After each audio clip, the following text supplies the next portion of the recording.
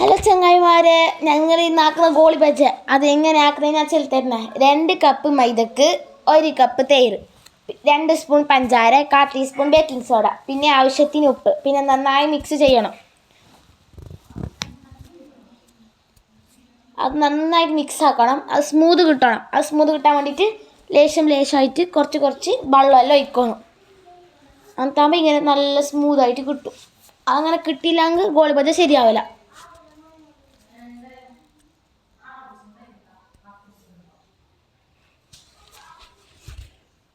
എന്നിട്ടായിട്ട് ഒരു പാൻ എടുത്തിട്ട് ഗ്യാസിൽ വെക്കണം.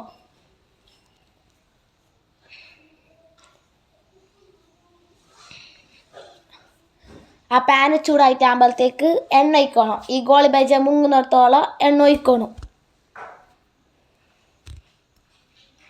പിന്നെ ഉണ്ട ഷേപ്പാക്കിയിട്ട് പിട്ടിട്ടിട്ട് ഒരു കാപ്പി കളർ ആകുമ്പോഴത്തേക്ക് അത് എടുക്കണം. ഇങ്ങനെ കുറച്ചായിട്ട് എടുക്കണം.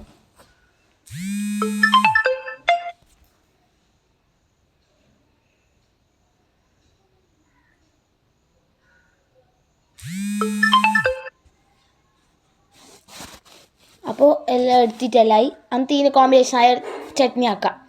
കുറച്ച് തേങ്ങ, പിന്നെ പകുതി ഉള്ളി, 2 പച്ചമുളക്, കുറച്ച് ഇഞ്ചി, പിന്നെ കുറച്ച് പുളി, എന്നിട്ട് മിക്സ് ആക്കാം.